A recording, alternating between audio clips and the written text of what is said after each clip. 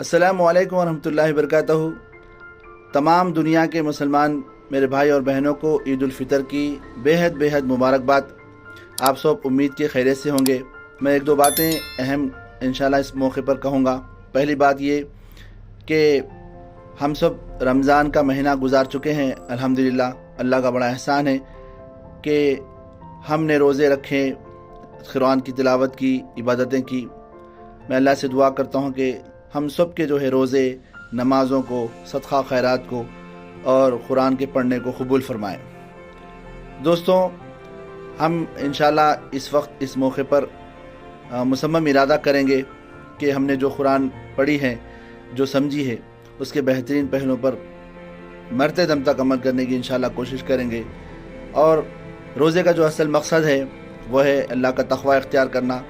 جس طرح سے روزے میں ہم نے گناہوں سے حتی الامکان بچنے کی کوشش کی، ہم نے اللہ کے حکم سے حلال چیزوں سے پرہیز کیا، حلال چیزوں سے ہم نے اللہ کے حکم سے بچا، تو ایسے کیسے ہو سکتا ہے کہ اب ہم حرام کی طرف جائیں؟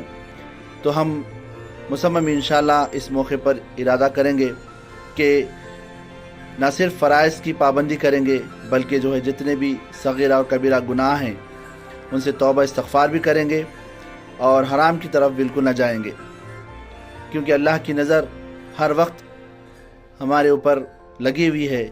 تو اس سے ہم کو جو ہے اس موقع پر مصمم ارادہ کریں گے۔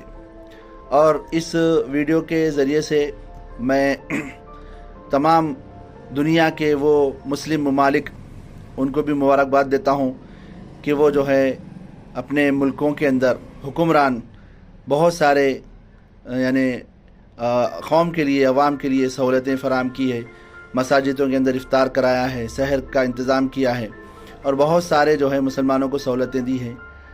وہ تمام مسلمان حکمرانوں سے گزارش کرتا ہوں کہ وہ کل قیامت کے دن کا خوف کریں، مرنے کے بعد کا خوف کریں، اور وہ یہ دیکھیں کہ کیا وہ اسلامک زندگی گزار رہے ہیں، اللہ کے دین کو زمین پر نافذ کرنے کی کوشش کر رہے ہیں یا نہیں۔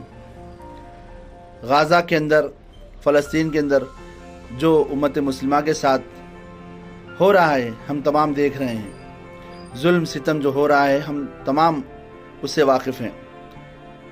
میں ایک عام انسان کی حیثیت سے ان کے لیے کیا کر سکتا ہوں؟ میں یہاں ہندوستان میں بیٹھے ہوئے صرف دعا کر سکتا ہوں اور کچھ نہیں کر سکتا ہوں۔ لیکن جس کے پاس طاقت اور قوت ہے، جو وہ ظلم اور جبر اور بربریت کو روک سکتے ہیں، ان سے کل قیامت کے دن اللہ تعالیٰ ضرور پوچھے گا۔ جس کے پاس جتنی طاقت ہے اللہ اس کا سوال کرے گا۔ تو مسلمان حکمرانوں کو میں یہ پیغام دینا چاہتا ہوں کہ وہ اللہ سے ڈریں۔ یہ 50-60 سالہ زندگی جو گزار رہے ہیں عیش و عشرت میں، اور تمام دنیا کی سہولتیں استعمال کر رہے ہیں، اچھی بات ہے، آپ کیجئے، سائنس اور ٹیکنالوجی کا استعمال کیجئے، سہولتیں استعمال کیجئے، لیکن آپ کے پاس طاقت اور قوت ہے، آپ ظلم اور جبر کو، ظلم اور زیادتی کو روک سکتے ہیں، اس کے باوجود بھی آپ نہیں روک رہے ہیں، تو اللہ کے سامنے آپ کو جواب دینا پڑے گا۔ بہت سے فرعون، بہت سے نمرود آئے، فنا ہو گئے، چنگیز خان آیا، فنا ہو گیا، ہٹلر آیا، فنا ہو گیا، اور یہ بھی جو ہے جو ظلم کر رہے ہیں، یہ 4 دن کی ان کی زندگی ہے اور یہ بھی فنا ہو جائیں گے۔ اللہ تعالیٰ اپنے بندوں کو مایوس نہیں کرے گا۔ جو شہید ہو رہے ہیں وہ جنت میں افطار کرنے والے ہیں، وہ جنت کا پھل، جنت کی غذا کھا رہے ہیں، وہ شہید ہو کر کامیاب ہو چکے ہیں۔ لیکن مجھ پر اور آپ پر جو ذمہ داری ہے، ہماری یہ ذمہ داری ہے کہ ہم اگر کمزور ہیں تو دعا کریں، لیکن طاقتور ہیں تو ظالم کا ہاتھ پکڑیں، اس کو روکیں۔ 50 سے زیادہ مسلمان ممالک ہیں، لیکن میں نے ایک ویڈیو دیکھا ہے، ایک بہن کا ویڈیو دیکھا ہے، جس میں وہ بہن کہہ رہی ہیں کہ ہم نے چوڑیاں پہننا چھوڑ دی ہیں، اپنے ہاتھوں میں یہ چوڑیاں حکمران پہن لیں۔ کتنی افسوس کی بات ہے۔ وہ بہن نے کیوں کہا ایسا؟ اس لیے کہا کہ مرد کی جو ذمہ داری ہے وہ میدان میں نکلنا ہے، جہاد کرنا ہے، اللہ کی جو قانون کے خلاف ہو رہا ہے اس کو روکنے کی کوشش کرنا ہے۔ اتنی ظلم اور زیادتی کے باوجود بھی مسلمان حکمران خاموش ہیں۔ اس کا مطلب یہ ہے کہ وہ اب ان کے اندر منافقت آ چکی ہے، دنیا پرست ہو چکے ہیں۔ یہ ثابت کر رہے ہیں ان کے عمل سے، ان کا عمل یہ بتا رہا ہے کہ وہ دنیا کی چاہت میں، دنیا کی جو ہے عیش و عشرت میں اپنے آپ کو گم کر چکے ہیں۔ بس اسی پیغام کے ساتھ میں اپنی گفتگو کو ختم کرتا ہوں کہ وہ مسلمان حکمران جاگیں کہ اللہ تعالیٰ ان سے قیامت کے دن پوچھے گا، مرنے کے بعد پوچھے گا کہ اللہ نے جو طاقتیں، قوتیں، سہولتیں دی تھی اس کا استعمال انہوں نے کس طریقے سے کیا۔ تو آج بھی موقع ہے، کئی مہینوں سے لاکھوں لوگوں کو شہید کر دیا گیا ہے، میزائل کے ذریعے سے، بمباری کے ذریعے سے، معصوم عورتوں کو، معصوم بچوں کو ظلم اور زیادتی کے ذریعے فنا کر دیا گیا ہے۔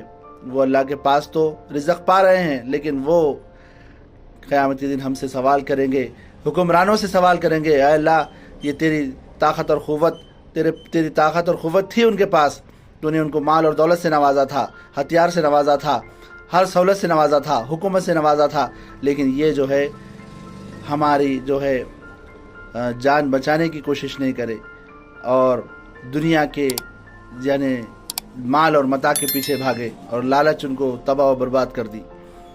تو دوستوں پھر سے مبارکباد پیش کرتا ہوں، اور انشاءاللہ ہم مصمم ارادہ کرتے ہیں کہ انشاءاللہ رمضان سے ہم نے جو تقوی اختیار کیا ہے، تا حیات ہم اس تقوی پہ قائم رہنے کی کوشش کریں گے۔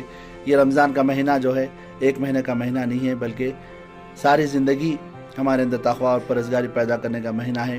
تو اللہ سے دعا ہے کہ اللہ تعالیٰ مجھے اور آپ کو اچھی باتوں پر عمل کرنے کی توفیق عطا فرمائے۔ جس طریقے سے ہم نے نمازوں کی پابندی کی، جس طریقے سے ہم نے قرآن کو سمجھ کر پڑھنے کی کوشش کی، ساری زندگی اسی طریقے سے فرائض پر عمل کرنے کی اللہ تعالیٰ توفیق دے، اور اللہ کے حقوق کے ساتھ ساتھ بندوں کے حقوق بھی ادا کرنے کی توفیق عطا فرمائے۔ سبحان ربک رب العزت عما یصفون والسلام علی المرسلین والحمد للہ رب العالمین۔